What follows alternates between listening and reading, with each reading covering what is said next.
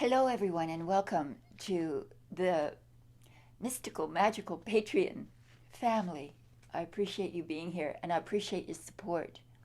So we're finishing up As a Man Thinketh. Again, this was the very first book that inspired me when I was a teenager and led me to all the other works of literature on mysticism and on yoga and spiritual matters from then on. So it's a great way, I think, to start our Patreon information journey. I've uploaded the other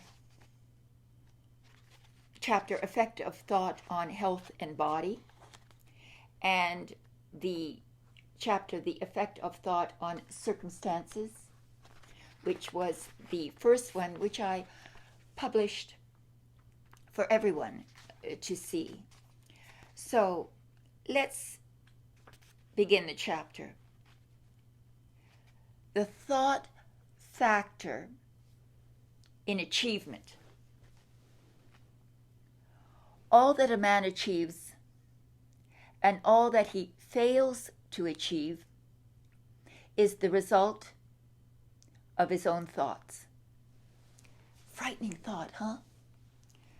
Because it puts, from the first sentence here, it puts the responsibility for our life solely in our hands. And that's why there are many religions that are more lenient in their requirements for ascension into heaven. But for me, it's always our responsibility. And the sooner we accept it, the sooner we begin to experience a higher level of living. So let's carry on here. In a justly ordered universe where loss of equipoise would mean total destruction, individual responsibility must be absolute. A man's weakness and strength, purity and impurity are his own and not another man's. They are brought about by himself and not by another. And they can only be altered by himself, never by another. His condition is also his own and not another man's. His suffering and his happiness are evolved from within. As he thinks, so he is. As he continues to think, so he remains. A strong man cannot help a weaker unless that weaker is willing to be helped. And even then, the weak man must become strong of himself. He must, by his own efforts, develop the strength which he admires in another. None but himself can alter his condition.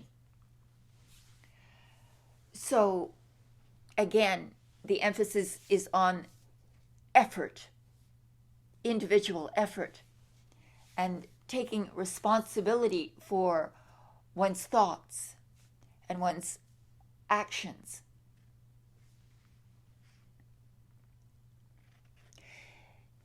It has been usual for men to think and to say, quote, many men are slaves because one is an oppressor. Let us hate the oppressor. Unquote. Now, however, there is amongst an increasing few a tendency to reverse this judgment and to say, quote, One man is an oppressor because many are slaves. Let us despise the slaves. Unquote. Now there's a radical shifting of perspective. Instead of feeling sorry for the slave, you feel or you think of it as the slave encouraging the oppression. Again, a radical thought in today's woke culture. The truth is that the oppressor and the slave are cooperators in ignorance, and while seeming to afflict each other, are in reality afflicting themselves. A perfect knowledge perceives the action of law in the weakness of the oppressed and the misapplied power of the oppressor. A perfect love, seeing the suffering which both states entail, condemns neither. A perfect compassion embraces both oppressor and oppressed. He's expressing sympathy towards the oppressor because he realizes that both states, the slave state of mind and the oppressor's state of mind, are in a state of suffering. I've seen it many times in people who are bullies, who want to rule others, who are tyrants. Their lives, their inner lives, are lives of misery. So we should feel sorry for both the oppressor and the slave. He who has conquered weakness and has put away all selfish thoughts belongs neither to oppressor nor oppressed. He's free. A man can only rise, conquer, and achieve by lifting up his thoughts. He can only remain weak and abject and miserable by refusing to lift up his thoughts. Before a man can achieve anything, even in worldly things, he must lift his thoughts. Lift his thoughts above slavish animal indulgence. He may not, in order to succeed, give up all animality and selfishness by any means, but a portion of it must at least be sacrificed. So he doesn't want you to be a saint. He doesn't think that pure happiness comes from just being the absolute perfection of sainthood. He recognizes our animality, our love of pleasure, our love of beauty, our love of comfort. So that's forgiven and accepted as part of being human. So it's really quite an egalitarian way of looking at being human.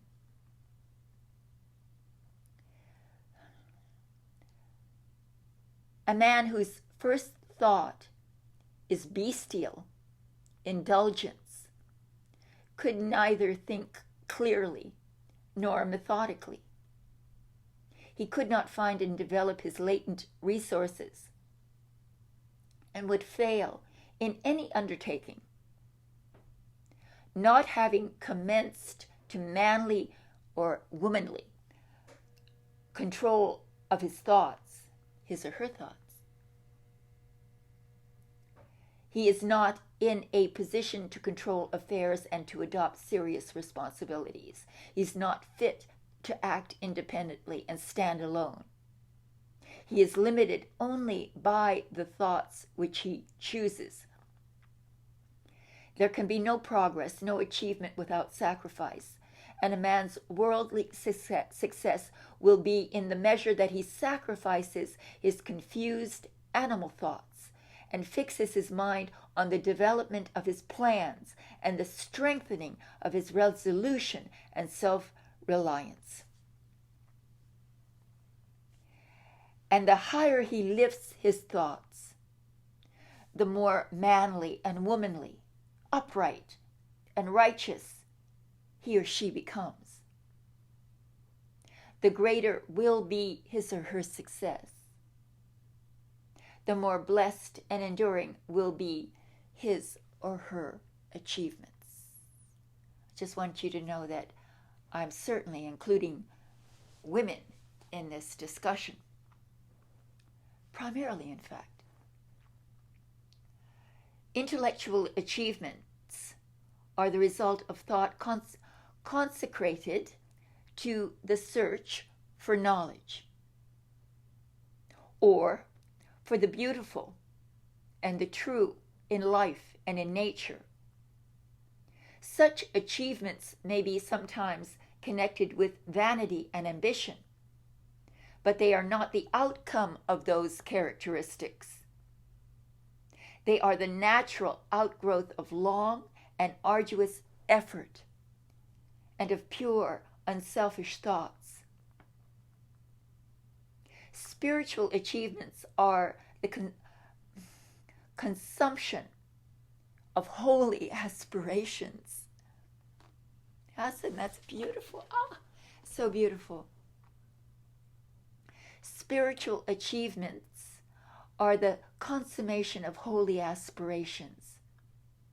He who lives constantly in the conception of noble and lofty thoughts, who dwells upon all that is pure and unselfish, will, as surely as the sun reaches its zenith and the moon its full, become wise and noble in character and rise into a position of influence and blessedness. Achievement of whatever kind is the crown of effort, the diadem of thought. By the aid of self-control, resolution, purity, and righteousness, and well-directed thought, a man ascends by the aid of animality, indolence, impurity, corruption, and confusion of thought. A man descends. So, by the aid of animality, indolence, impurity, corruption, and confusion of thought, a man descends.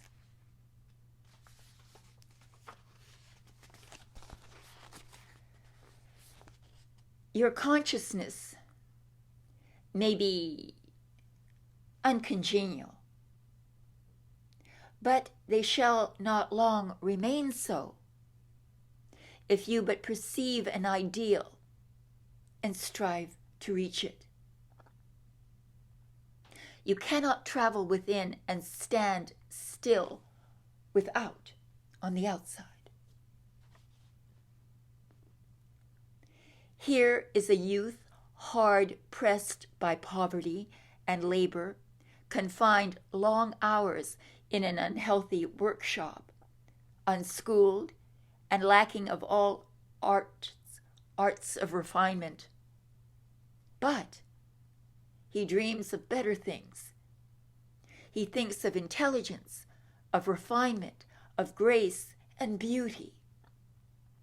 He conceives of mentally building up an ideal condition of life. The vision of a wider liberty and a larger scope takes possession of him. Unrest urges him into action, and he utilizes all his spare time and means, small though they may be, to the development of his latent powers and resources. Very soon, so altered has his mind become that the workshop can no longer hold him. It has become in disharmony with his mentality. And he casts it aside like a garment. And with the growth of opportunities which fit the scope of his expanding powers, he passes out of it forever. Years later, we see this youth as a full-grown man. We find him a master of certain forces of the mind, which he wields with worldwide influence and almost unequaled power. In his hands he holds the cords of gigantic responsibilities. He speaks, and lo, lives are changed. Men and women hang upon his words and remold their characters.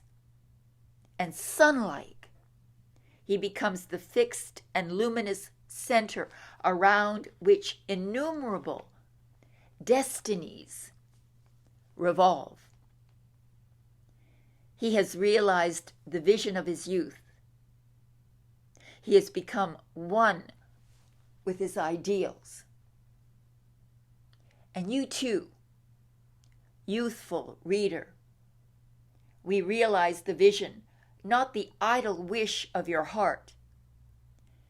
Be it base or beautiful, or a mixture of both, for you will always gravitate towards that which you secretly most love, most desire. Into your hands will be placed the exact results of your own thoughts. You will receive that which you earn, no more, no less. Whatever your present environment may be, you will fall, remain, or rise with your thoughts, your vision, your ideal. You will become as small as your controlling desire, as great as your dominant aspiration. In the beautiful words of Staten Kirkham Davis, quote, "You may be keeping accounts, and presently you shall walk out of the door that for so long has seemed to you the barrier of your ideals, and shall find yourself before an audience, the pen still behind your ear, the ink stains on your fingers, and then there shall pour out the torrent of your inspiration. You may be driving sheep, and you shall wander to the city, bucolic and open-mouthed, shall wander under the intrepid guidance of the Spirit into the studio of the Master. And after a time he shall say, 'I have nothing more to teach you. And now you have become the Master.'